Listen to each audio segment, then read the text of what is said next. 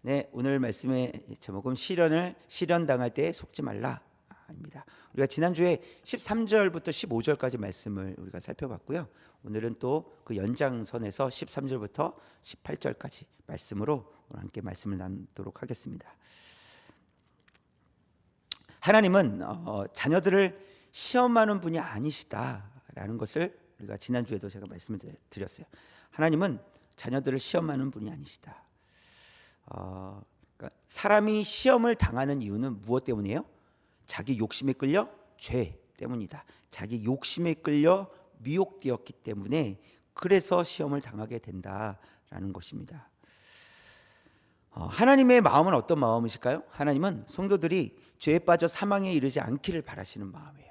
죄에 빠지지 않기를 원하시는 마음이시죠. 그렇기 때문에 죄를 품지 않고 또 하나님의 말씀을 품기를 원하신다는 거예요. 죄를 품지 말고 하나님의 말씀을 품으라는 것이죠.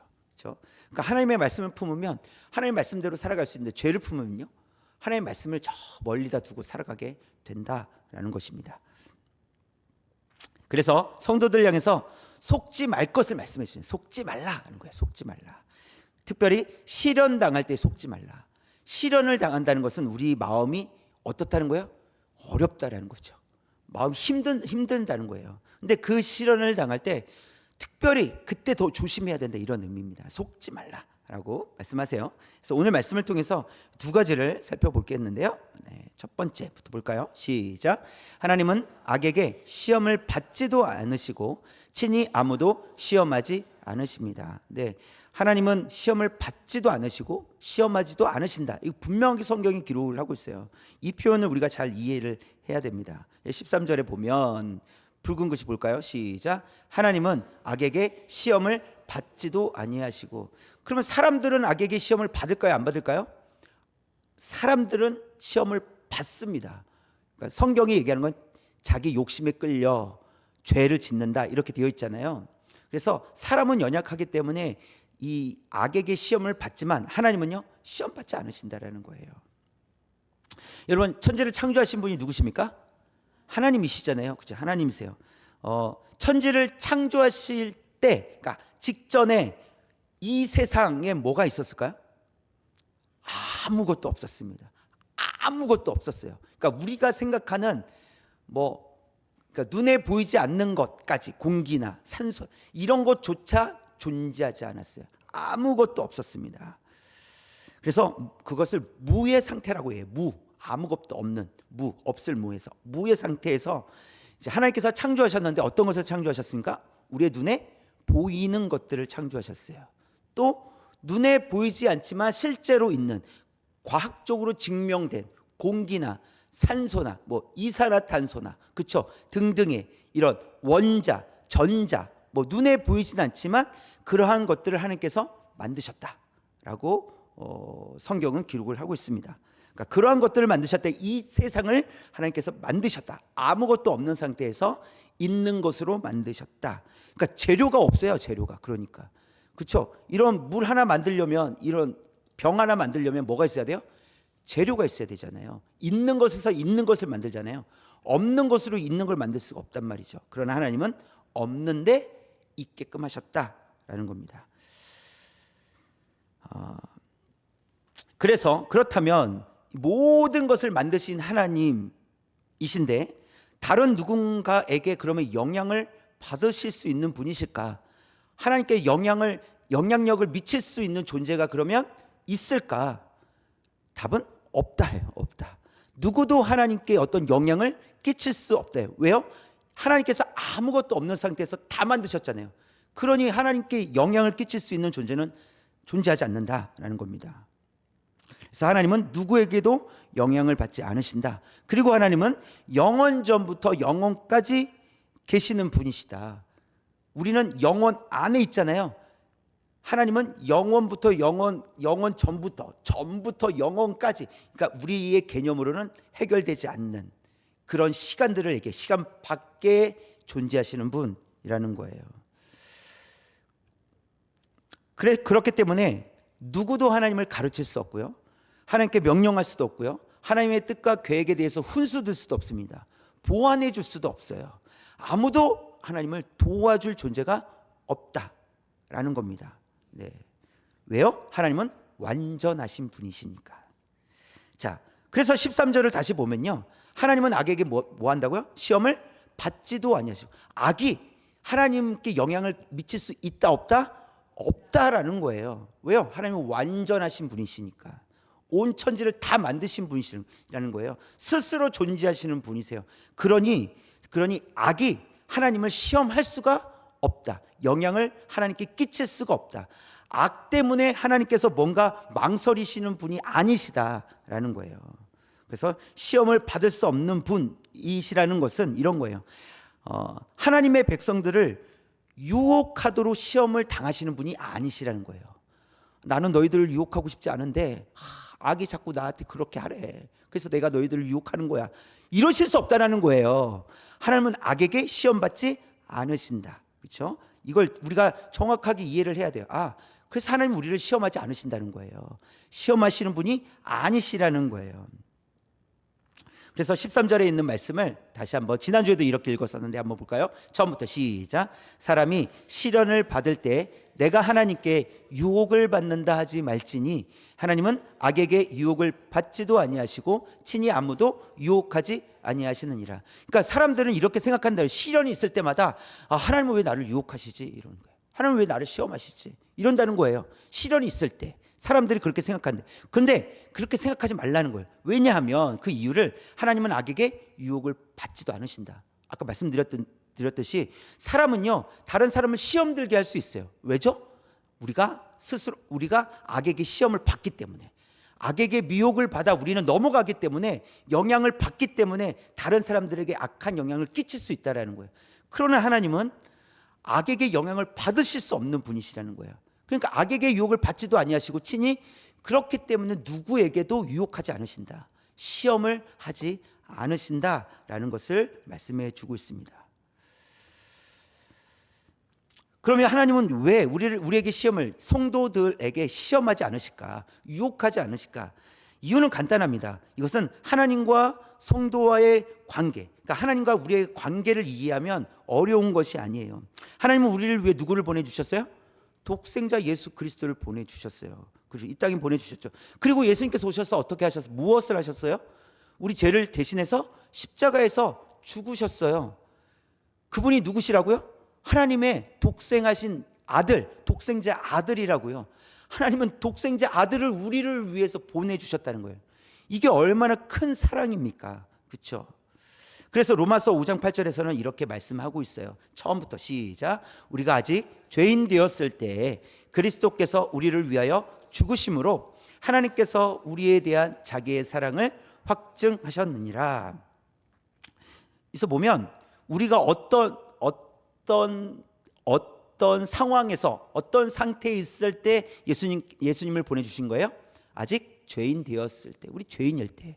보세요, 우리는 의로운 일도 하지 않았고요, 의로운 자들도 아니고요, 하나님을 기쁘시게 해드리는 자들이 아니었단 말이에요. 하나님을 만족시켜 드리지 못했단 말이에요. 오히려 그 정도 수준이 아니라 죄인이었다고요. 근데 죄인인 우리를 향해서 우리를 사랑해 주셔서 예수님을 보내주셨다라는 거예요. 그래서 하나님께서 우리를 얼마나 사랑하셨는지를, 우리에 대한 자기의 사랑을 예수 그리스도를 보내주심으로 인해서 확증, 그러니까 나타내 보여주셨다. 내가 너희들 얼마나 사랑한지 아니? 얼마나 사랑하시는데요? 내가 내 아들 너에게 보내주었잖니. 내가 너희들 그만큼 사랑한다 라고 이렇게 확증, 보여주셨다라는 것입니다. 자, 그러니 여러분 생각해 보십시오. 우리를 그렇게 사랑하시는 분이 우리를 유혹하시겠냐는 거예요. 우리를 시험에 빠뜨리시겠냐는 거예요. 하나님께서 우리를 시험하시겠냐는 거예요. 그러면 하나님이 약간 사이코 기질이 있으신 거 아니에요? 어떨 때는 너무 우리가 사랑스러워가지고 내가 다 줄게 막 이러면서, 어떨 때는 안 돼, 너 시험에 너 유혹할 거야, 너 시험에 빠뜨릴 거야, 너 힘들게 할 거야, 이러실 거냐는 거예요. 여러분, 이건 충돌하는 거예요. 하나님의 성품이 충돌하는 거예요. 그래서 하나님께서 구원받은 하나님께서 조건 없이 구원해 주신 자녀들을 향해서 하나님께서 그들을 넘어뜨리기 위해서 시험을 주신다는 것은 하나님의 성품이 충돌하는 거죠. 뭔가 말이 맞지가 않잖아요. 자, 그런 의미로서 하나님은 우리를 시험하지 않으신다는 거예요. 하나님은 그럼 어떤 하나님이세요? 우리를 사랑하시는 하나님이시라는 거예요. 하나님은 어떤 하나님이세요? 우리에게 은혜를 베풀어 주시는 하나님이시지 우리를 시험하시는 하나님이 아니시다. 하나님 왜 저에게 이렇게 시험하십니까? 아니라는 거예요. 하나님 우리를 시험하지 않으신다는 거예요. 하나님 시험하지 않으십니다. 앞서서도 우리가 야고보서를 시작하면서 말씀드렸지만 시험하시는 것이 아니라 때로는 허락하신다라는 거예요. 허락. 그러니까 하나님께서 만들어갖고 야 얘다 이 고난을 내가 만들었다 얘다 허락한다 이게 허락이 아니죠. 그렇죠? 사단은 언제든지 우리를 미혹합니다. 우리를 넘어뜨리려고 해요. 그런데 때로는 하나님께서 그것이 필요하다라고 여기실 때가 있다라는 거예요. 그것을 허락하시는 거지 하나님께서 만들어서 고난을 우리에게 주시는 것이 아니시다라는 것입니다. 자, 그렇다면 하나님께서 하신 일을 성도가 바르게 알고 있다면, 하나님이 어떤 분이신지 성도가 바르게 알고 있다면 하나님은 더 이상 시험을 주시는 분이 아니시다라는 것을 바르게 알게 될 거예요. 하나님은 시험을 주시는 분이 아니시라 하나님은 저에게 은혜를 베풀어 주시는 분이십니다. 저를 사랑하시는 분이십니다 라고 바르게 고백하게 된다는 거예요. 근데 하나님에 대해서 잘 알지 못하고 하나님 말씀을 바르게 깨닫지 못하면 어떻게 우리의 말이 이게 이제 물론 우리가 힘든 상황 속에서 힘들기 때문에 그런 이유가 있겠지만 그렇다고 해서 그 이유가 정당한 것은 아니라는 거예요. 그래서 하나님을 향해서 하나님 왜 저에게 시험을 주십니까? 라고 하는 것은 하나님을 잘 몰라서 또 하나님께서 하신 일을 잘 몰라서 하나님께서 우리에게 행하신 일들을 잘 몰라서 하게 되는 모습이라는 거예요. 자, 그런데도 하나님을 원망하는 일이 계속 일어납니까? 안 일어납니까? 일어나잖아요. 하나님이 원망스럽게 느껴질 때가 있고 또 그렇게 말할 때가 있다면 이게 막 생각해서가 아니라 그냥 툭툭 튀어나올 때가 있어요. 하나님 왜 이러십니까? 그래서 마치 하나님께서 하시는 것처럼, 하나님께서 나를 힘들게 하시는 것처럼, 하나님께서 도와주시지 않아서 일어나는 일인 것처럼 우리는 이 사단의 속임수에 속아 넘어간다는 거예요. 이건 다 사단의 속임수라는 거예요. 그래서 사단은 원망의 방향을 누구에게 향하게 할까요? 하나님께 향하게 한다는 거예요. 원망의 방향을 하나님께. 하나님이 왜 도와주시지 않아서 이런 일이 일어나게 하십니까? 이게 하나님 탓이 아닌데 하나님 탓으로 돌린다는 거예요. 또 사단은 그런 원망의 방향을 하나님께로 또 돌리게 하고 또한 우리 인간의 이 죄성이 하나님께 원망을 쏟아놓도록 스스로 자기를 속이게 된다는 거예요. 분명히 하나님께서 그렇게 하신 게 아님에도 불구하고 우리 스스로가 하나님께서 안 도와주셔서 그래, 하나님께서 이걸 피하게 해주셨다면 이런 일이 일어났지 않았을 텐데 라고 하는 생각들을 자꾸 갖게 되는 거예요. 이건 누가 갖는 생각이에요? 내가 갖는 생각이잖아요. 그래서 또 넘어지게 된다는 거죠. 여러분, 우리가 사는 동안에는 죄는 사라지지 않습니다. 성령께서 우리 안에 계시지만 죄도 항상 우리 곁에 있다라는 거예요. 얼마든지 우리를 기회가 되면 언제든지 넘어뜨리려고 한다는 거예요. 그래서 죄는 약간 바이러스처럼 우리에게 항상 우리 주변에 있어요. 지금도 여기 바이러스들이 떠다닐까요? 안 떠다닐까요? 우리 눈에 보이진 않지만 바이러스는 있습니다. 그렇죠? 그냥 어디 갔다 왔는데 감기가 걸렸어요. 왜일까요? 감기 바이러스가 그 주변에 떠다니고 있었기 때문에, 아니면 그 주변에 감기에 걸린 사람들이 있었는데 나랑 직접적으로 만나지 않았어도 그 바이러스가 들어왔을 수도 있죠. 그렇죠? 이게 바이러스처럼 우리 곁에 항상 있다라는 거예요. 그래서 우리가 면역력이 약해질 때를 기다렸다가 우리 안에 침투해 들어온다는 것입니다. 우리도 아프면 어떻게 합니까? 병가를 내고 집에서 쉬거나 병원에 입원하기도 하잖아요. 아프면 어쩔 수 없으니까. 일을 하는 사람이라도 아프면 회사 출근하기가 어렵잖아요. 그렇죠? 그래서 집에서 쉬거나 병원에 입원하거나 그래야 됩니다. 자, 그래서 바이러스는 건강하게 생활할 수 없도록 우리 몸을 괴롭히는 거죠. 이게 바이러스죠. 우리 몸을 건강하게 생활을 할 수 없도록 하는 것. 죄가 그렇다는 거예요. 여러분, 죄는 우리의 생명을 빼앗을 수는 없어요. 그건 분명해요. 하나님의 자녀들의 생명은 빼앗을 수 없습니다. 그러나 죄가 하는 역할은 뭡니까? 우리가 믿음으로 살아가지 못하도록 하는 거예요. 그리고 하나님의 말씀대로 살지 못하도록 하는 게 죄라는 거예요. 그래서 우리를 영적으로 병들게 해서 멈춰서게 하는 거예요. 이 바이러스처럼. 이것이 죄다. 그런데 이것이 해결되면요, 다시 이제 원 상태로, 그렇죠, 건강한 또 신앙생활을 하게 되죠. 그래서 우리는 신앙생활하면서 오르락 내리락 오르락 내리락 하는 거예요. 여러분도 그러시죠? 어떤 날은 너무 좋은데 어떤 때는 너무 좋아요. 막 하나님 최고입니다, 하나님 사랑합니다, 주여 막 이러면서 막 너무 좋은데 어떤 때는요 확 꺼져가지고 한숨밖에 안 나오고 이럴 때가 있잖아요. 왜 그래요? 그러니까 바이러스가 들어오면, 그러니까 죄라는 바이러스가 들어오면 우리를 멈춰서게 한다는 거예요. 믿음으로 나아가지 못하게 하고 믿음의 언어를 빼앗아 버리고 믿음의 행동들을 빼앗아 버린다는 거예요. 잠시 동안 병들게 한다는 거예요. 그러나 여러분 기억하십시오. 죄는 하나님의 자녀들의 생명을 빼앗을 수 없습니다. 그래서 조금 힘들고 지칠 때가 있어요. 그러나 선포하십시오. 그래, 내 지금 이 상태, 바이러스가 들어와서 콜록콜록대고 이게 몇 겹을 껴입지 않으면 버틸 수 없는 그런 몸 상태이지만 다시 나는 회복될 거야. 이렇게 고백하는 거예요. 왜요? 이건 믿음의 고백이거든요. 하나님께서 나를 구원해 주셨다는, 예수 그리스도를 통해서 나를 구원해 주셨다는 믿음의 고백이거든요. 이건 내가 할 수 있다는 것이 아니라 하나님께서 하신 일로 인해서 내가 지금은 연약할지라도 하나님께서 나를 바르게 다시 세워주실 것을 믿는 거예요. 이 믿음이 우리에게 필요하다라는 것입니다. 그래서 죄의 정체가 이렇다면 우리 욕심에 끌려 죄가 나타나는 것이라는 거예요. 욕심에 끌려서 결국은 우리가 시험에 들고 죄가 나타나는 것이지, 성령에 끌려 죄가 나타나는 것은 결코 아니라는 거예요. 하나님께서 우리를 이끌어 가시면 죄가 나타날 수 없다라는 것입니다. 여러분, 그렇다면 성령에 끌려 나타나는 것은 대표적으로 무엇이 있습니까? 성령의 9가지 열매, 그렇죠? 다 외우고 계시잖아요. 처음에 사랑, 희락, 화평, 오래 참음, 자비, 양성, 충성, 온유, 절제. 다 잘 아시네요. 역시 대단하십니다. 다 잘 아시네요. 제가 모를까 봐 이렇게 또 이렇게 가르쳐 주시고. 네, 이게 성령의 9가지 열매인데, 성령에 이끌려 살아가면요, 여러분 사랑이 생긴다는 거예요. 그러니까 성령의 9가지 열매 이렇게 생각하지 마시고요, 사랑이 생기는구나 이렇게 생각하셔야 돼요. 사랑이 생기는 거예요. 희락이 생기는 거예요. 기쁨이 있다라는 거예요. 화평이 있다라는 거예요. 평화가 있다라는 거예요. 성령에 이끌려 살면 인내가 생기는구나 라는 거예요. 자비, 선한 마음이 생기고, 그 다음에 이게 선한 양심이 생기고, 그렇죠? 충성스럽고 온유하고 절제하게 되는구나. 성령에 이끌려 살면 그렇게 되는구나, 이렇게 이해하셔야 되는 거예요. 근데 성령에 이끌려 살지 않으면요, 다른 일들이 일어나겠죠. 사랑이 없는 겁니다. 사랑의 언어가 아니라 사랑의 반대 언어가 생기는 거죠. 기쁨이 아니라 우울하고, 그렇죠? 화평이 아니라 갈등이 생기고 라는 것들이 이게 반복적으로 일어난다.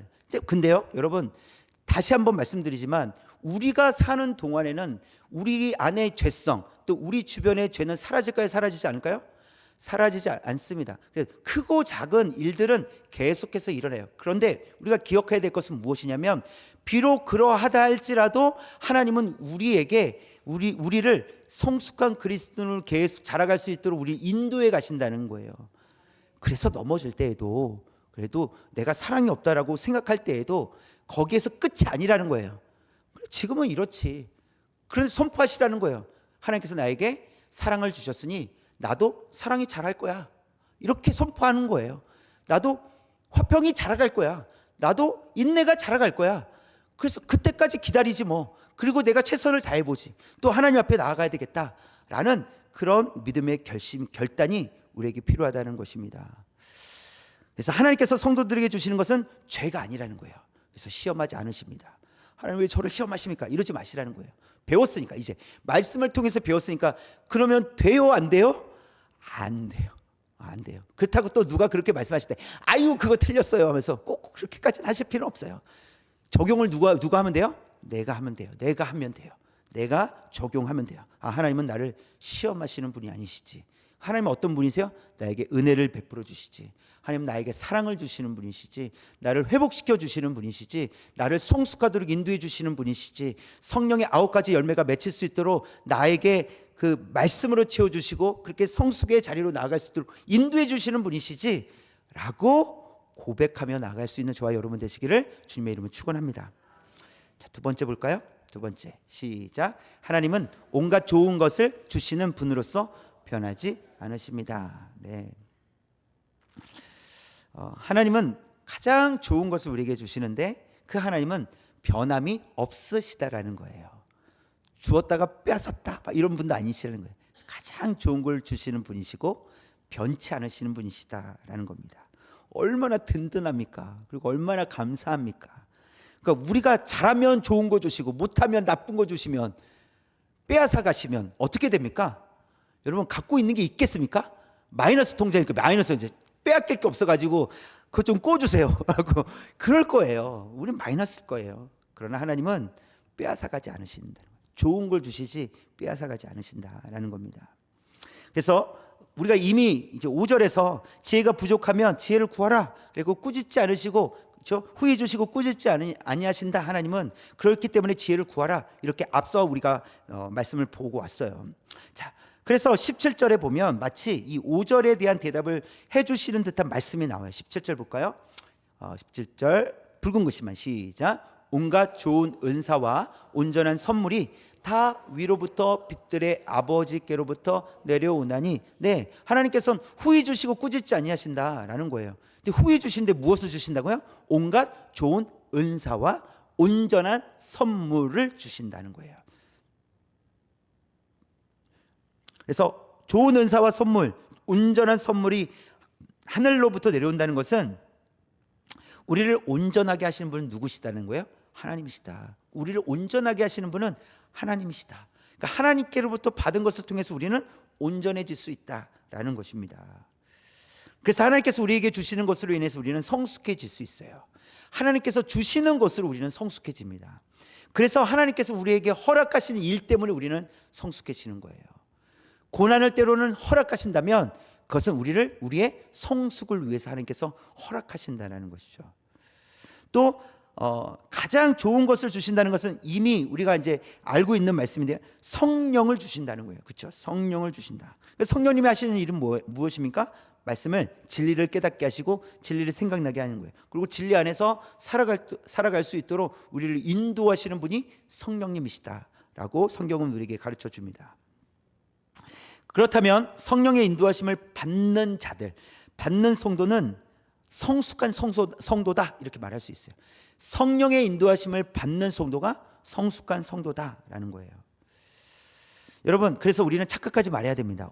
무엇을 착각하지 말아야 되냐면 시간이 많이 흘러가면 성숙해지겠지라고 생각하는 거예요. 그렇지 않습니다. 여러분, 학교를 한 10년, 20년 보내보세요. 우리 자녀들. 공부 안 하는 자녀는요 20년이 지나도 공부 안 합니다. 안 바뀌어요. 그게 뭐예요? 그러니까 이게 성숙해지지 않는 거잖아요. 그렇죠? 그러니까 시간이 흐른다고 그냥 자연스럽게 성숙해지는 것은 아니다라는 거예요. 또 한 가지는 성경 지식이 많다고 성숙해지는 것도 아닙니다. 성경을 내가 많이 안다고 성숙해지는 것이 아니라는 거예요. 성숙은요 하나님의 말씀을 깨닫는 사람이 성숙한 사람인데 깨닫는다는 의미는 깨달은 대로 살아가는 사람이라는 거예요. 그러니까 말씀을 깨달았고 살아가는 사람이 성숙한 사람이지 머릿속에 많은 지식을 쌓아놨다고 해서 성숙한 사람은 결코 아니다. 머릿속에 지식만 많은 사람들은 어떻게 하는지 아세요? 계속 책망해요. 계속 정죄해요. 그렇게 살면 성경에 보지도 않아요. 성경 찾아보지도 않아요. 다 알고 있어가지고 마태복음 한번 읽어보시라고 거기에 어떤 말씀이 나오냐. 당신 것처럼 살면 안 된다고 이런 정죄하는 거예요. 지식만 있으면. 근데 하나님의 말씀은요 다른 사람들 책망하라고 주신 말씀이 아니라는 거예요. 하나님의 말씀은 나에게 주시는 말씀입니다. 그래서 깨달은 사람이라는 것은 나에게 주신 말씀인 줄 알고 그 말씀대로 순종하며 사는 사람, 이와 같은 사람이 성숙한 그리스도인이다, 성숙한 성도다라는 것을 말씀해 줍니다. 그래서 정말 우리가 지식을 많이 할 때 조심해야 됩니다. 그러니까 목회자가 첫 번째는 조심해야 되겠죠. 아니 권사님 그것도 모르세요. 지금 나이가 몇 개고 교회 다니는 횟수가 지금 몇 년인데 그것도 아직도 모르셔가지고 여러분 변화되겠습니까? 이렇게 얘기하면? 아유 목사님이 그렇게 얘기하시니까 제가 변화가 돼야 되겠네 이럴까요? 이렇게 얘기했죠. 목사님 싫어 막 이러면서 이러지 않겠습니까? 그러니까 변화라는 것은 그런 게 아니라는 거예요. 깨달아야 됩니다. 지식을 심어준다고 해서 깨닫는 것이 아니라 하나님의 은혜가 필요하다는 거예요. 그래서 성령님께서 함께 하신다는 것은 그래서 진리를 깨닫게 하신다는 거예요. 성령님의 은혜가 필요하시다는 거죠. 그래서 성령의 인도하심을 받아 살아가는 성도가 그래서 성숙한 성도다라고 할 수 있습니다. 마태복음 13장에 보면 예수님께서 천국 비유를 이제 말씀하시면서 천국은 마치 밭에 감추인 보화와 같으니, 그래서 모든 재산을 다 팔아서 그것을 반드시 산다. 왜요? 무엇이기 때문에? 보석이기 때문에. 보석이 그 안에 있는 걸 알고 다 산다는 거예요. 그런데 놀라운 것은요, 다른 사람이 그것을 봤을 때는 보석이라고 여기지 않는다는 거예요. 근데 알아보는 사람이 있다는 거죠. 그 말은 곧 깨달은 사람만이 볼 수 있다는 거예요. 깨달은 사람만이 그것이 보석이라는 걸 안다라는 거예요. 다른 사람들은 저 사람 왜 저거 전 재산을 팔아서 사지? 나도 저걸 땅을 두루 살펴봤는데 아무것도 없었는데, 귀한 게 없었는데, 그 사람은 보고도 지나갔다라는 거죠. 여러분, 그래서 이 성경에서 말하는 감추인 보화라고 했을 때 그 보화는 그냥 우리가 생각하는 반짝거리는 보석이 아닌 거예요. 그걸 보화라고 얘기하는 것이 아니에요. 그래서 어떤 사람은 알아보고 어떤 사람은 못 알아보는 거예요.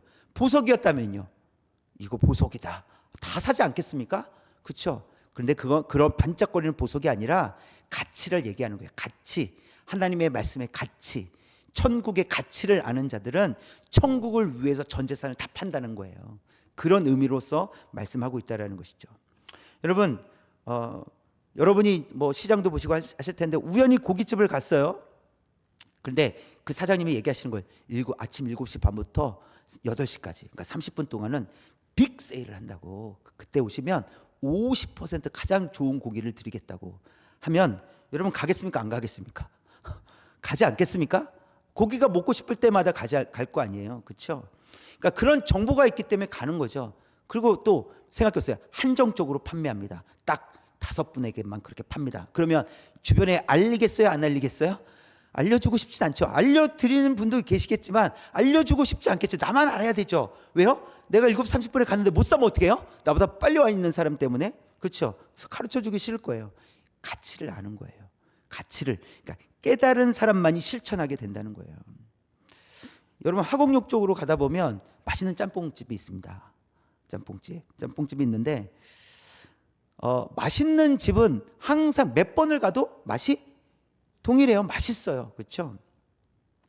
왜 그러면 항상 똑같이 그렇게 맛을 낼 수 있을까? 그것은 그 주방장의 조리법, 그렇죠? 그 음식을 만드는 조리법이 변하지 않기 때문이죠. 그걸 터득했기 때문에 그러겠죠.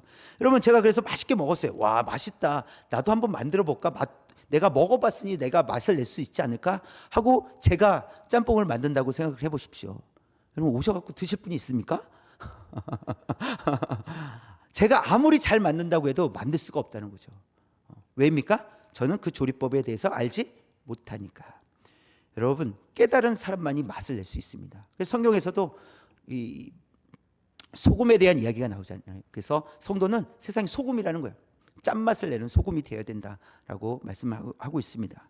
그래서 이 깨달은 사람만이 맛을 낼 수 있는데 하나님의 말씀을 깨달은 성도들만이 소금의 역할을 감당할 수 있다라는 것을 말씀해 주고 있는 것입니다. 그래서 성숙은요, 사실 실력이 갖춰진 하나님의 은혜예요. 이게 성숙이에요. 그러니까 성숙은 하나님의 은혜가 필요하거든요. 그런데 그 성숙을 이루기까지 실력이 필요한 거예요. 그래서 성숙은 그냥 되는 게 아니라는 거예요. 그것은 실력을 갖춰줘야 되고 하나님의 은혜가 필요한 거예요. 그것이 성숙함입니다. 그래서 이 성숙한 사람을 그래서 이렇게 표현하죠. 성령이 충만한 사람이라고도 표현을 해요. 이게 성숙한 사람이거든요. 성령이 충만한 사람. 그래서 사도행전 2장에 보면 이런 말씀이 있어요. 한번 볼까요? 시작. 그들이 다 성령의 충만함을 받고 성령이 말하게 하심을 따라 다른 언어들로 말하기를 시작하니라. 사실 여기서 말하고 있는 것은 방언이 아닙니다. 방언을 했다, 다른 언어를 썼다, 이 대단하다가 아니라 그 방언으로 무엇을 말했습니까?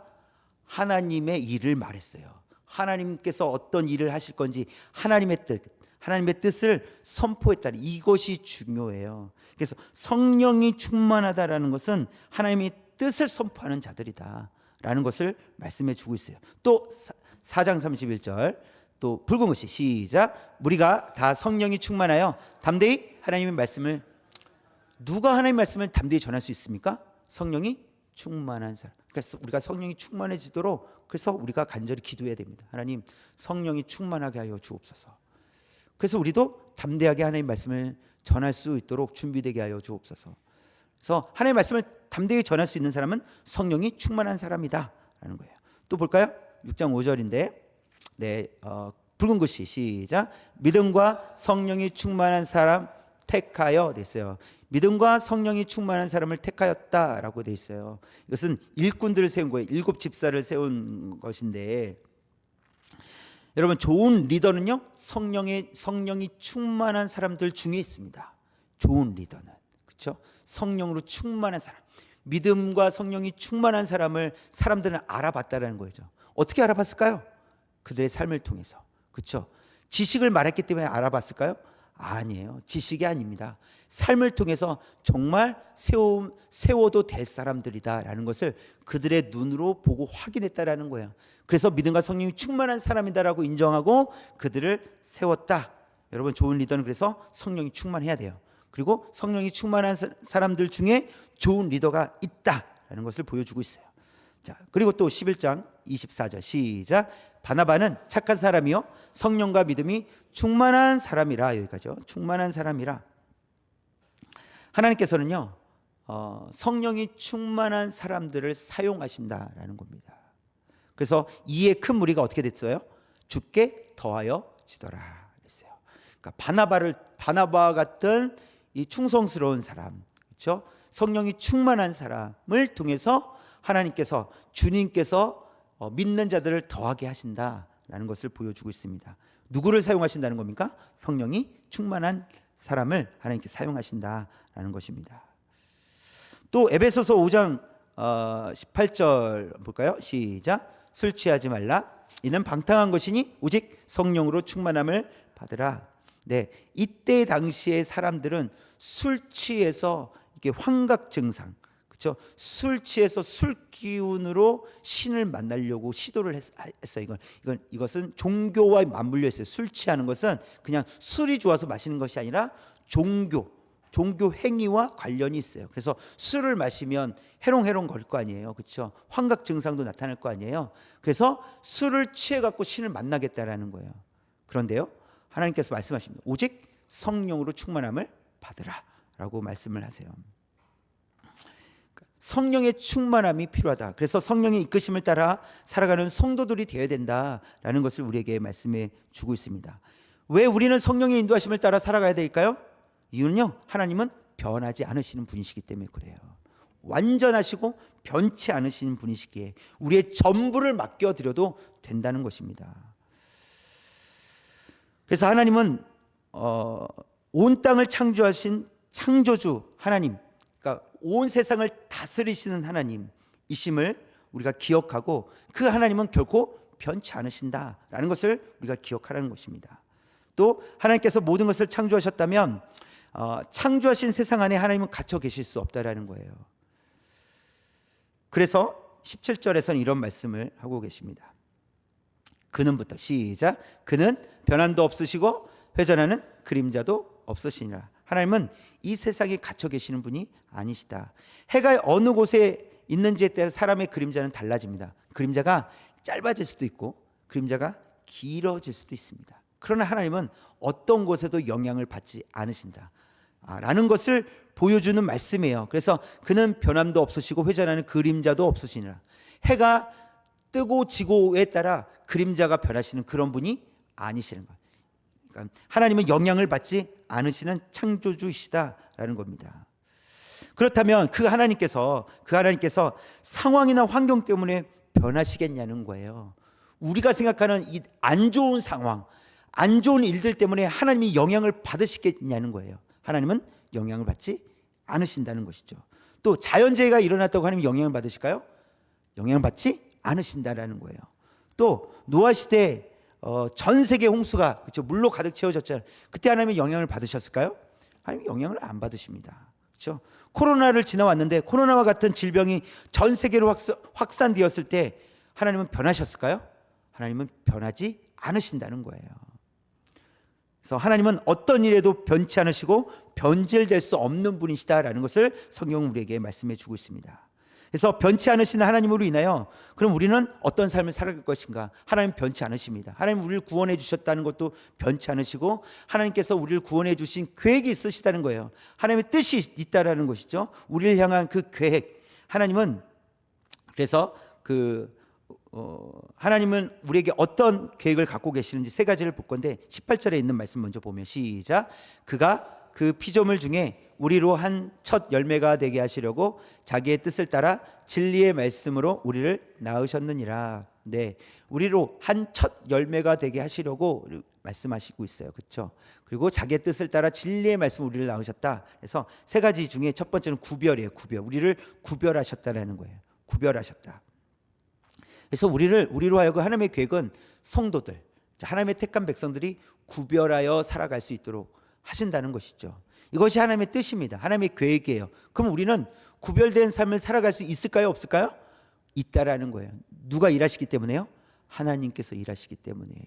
하나님께서 일하지 아니하시면 우리는 사실 구별된 삶을 살아가기가 어렵습니다.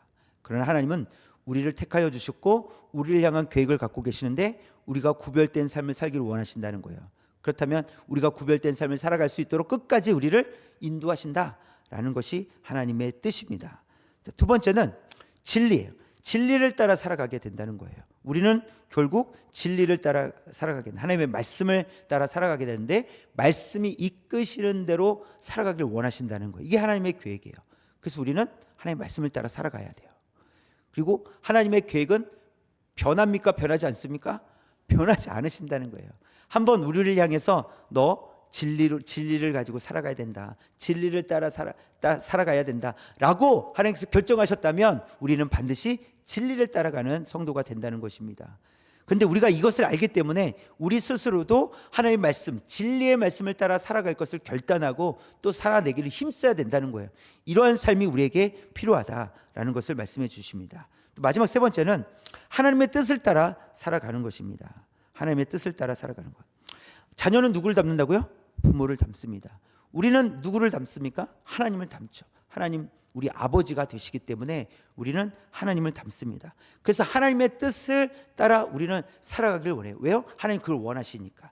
하나님께서 원하시는 뜻을 우리도 하나님을 닮아서 그 뜻을 따라 살아가게 된다는 것입니다.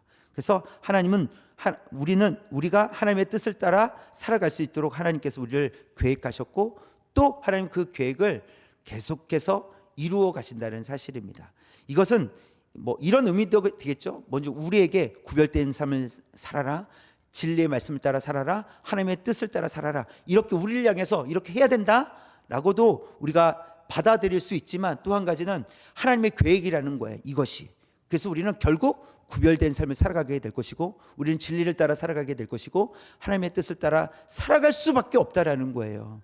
그러니 여러분 우리가 어떻게 살아야 되겠습니까? 구별된 삶을 살자는 거예요. 그러니 하나님의 뜻이니 하나님의 계획이니 구별된 삶을 살아가기를 우리 스스로도 노력하자는 거예요. 또 진리를 따라 살아가는 것을 힘쓰자는 거예요. 하나님의 뜻을 이루기를 힘쓰자는 겁니다. 그럴 때 하나님께서 우리를 더 성숙한 성도로 살아가게 하실 줄 믿습니다. 이것이 하나님의 계획이기 때문에 시련을 당할 때 속지 말라는 거예요. 그들은 이 악은 그리고 사탄은 하나님께서 우리를 공격하시는 것처럼 우리를 끌고 가겠지만 속지 말라는 겁니다. 하나님 우리에게 가장 좋은 걸 주시고 하나님의 계획은 변치 않으신 하나님 우리를 향한 계획이 바뀌지 않았다라는 거예요. 우리가 구별되길 원하시고 진리를 따라 하나님의 뜻을 따라 살아가기 원하신다는 그 하나님의 말씀을 우리가 알고 깨닫고 말씀을 의지하여 살아가는 저와 여러분 되시길 주님의 이름으로 축원합니다.